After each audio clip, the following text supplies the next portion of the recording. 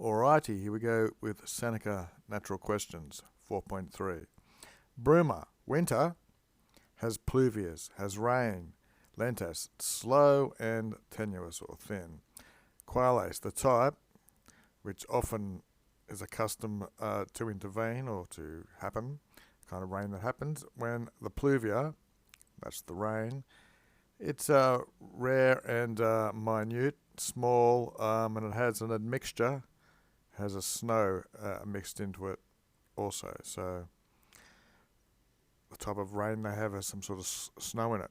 Dicamus, we say this is a snowy day, a nivalum diem, when the frigus, when the cold is deep, or biting I suppose, in the calum, the sky and weather conditions are tristy, grim. Praeterea, besides, with the aquilone flaunting, it's ablative, with the north wind is blowing, or when the calum, the sky, is having suum, has this type of appearance, I guess, the pluvia are minuta.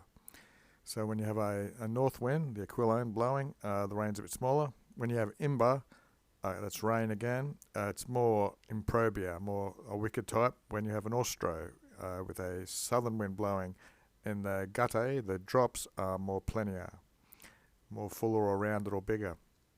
So we have south wind brings wicked and violent and bigger rain, and the north, when it's blowing, it's this smaller, and we've seen our snows mixed in as well in Bruma in winter. 5.1. A nostris by us, I guess he's talking about the Stoics, it seems to be.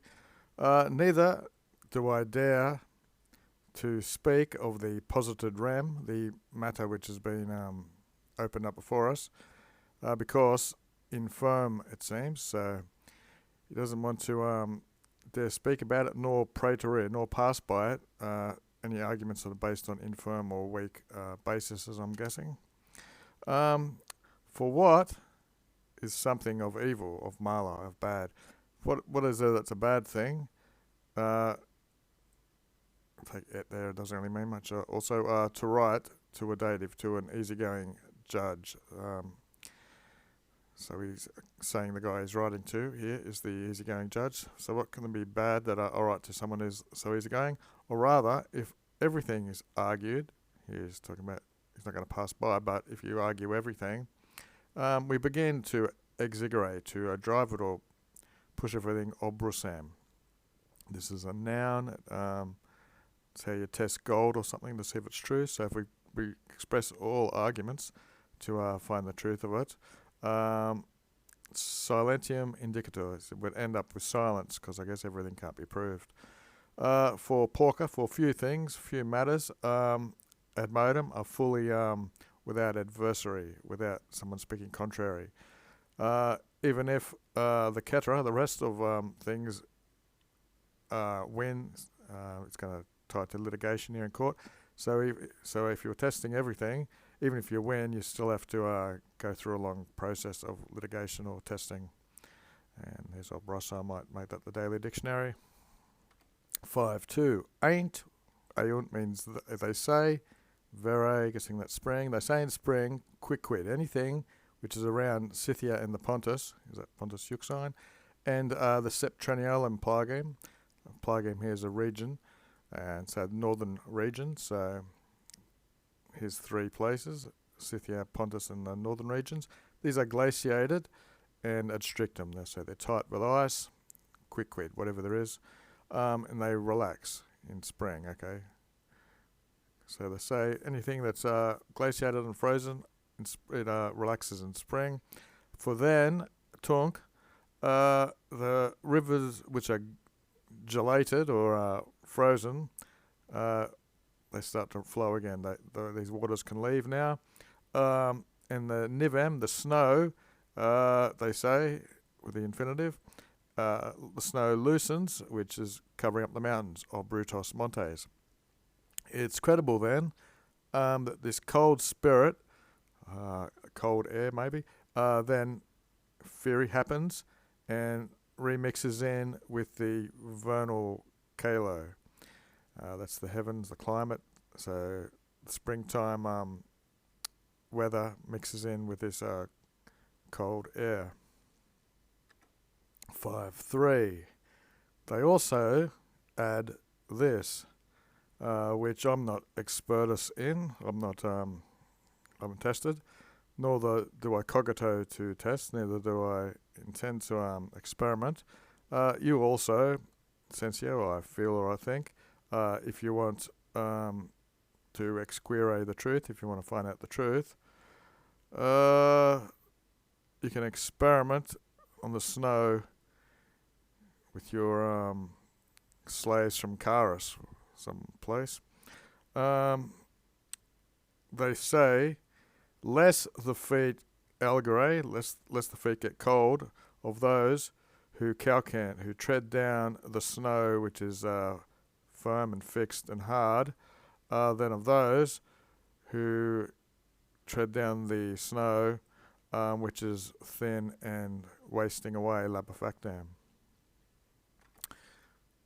5.4. Therefore, if they're not lying, whatever from these northern places, now already with the snow disturbed or moving or in motion, and the glacial matter is breaken up, frangente, they carry themselves this warm and now humid parts of the south, Merides the south, it alligates, it ties up the air and press strings it. They use congeal or something, congealing the air or condensing. So then the thing which would be future rain, future pluvia, it fits. It becomes grando, hail, by the injury or the mixing of the cold in fragoris. Okay. Obrusa, to assay, test of gold. Just part 3 here. This is just for testing in general. So aurum ad obrusa means to test fine gold. Okay, daily dictionary now. 6.1, we're starting again. I will not temper myself from offering or proffering all of our ineptitudes, all our silly sort of superstitions maybe. Certain experienced men, or they affirm that certain experienced men, since they're in the accusative, in observing of clouds, and can predict when grando will ventura sit, when it will hail. They're able to, from observing clouds, predict when the hail will come.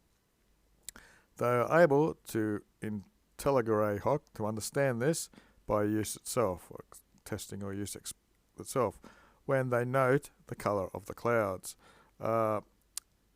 in which following in secubating the same amount of hail.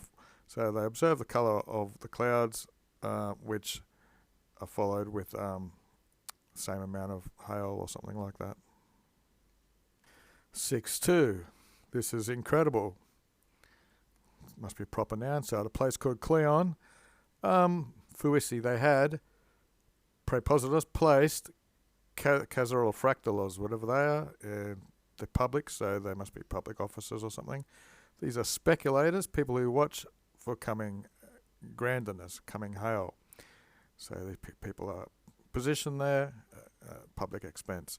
These people, when they gave the sign that there's now some hail at essay, at hand, what do you expect happened?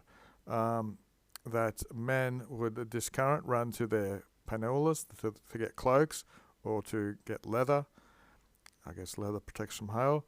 No, rather, each one for himself would immolate a agnum. They would sacrifice a lamb, and alias, these are correlatives.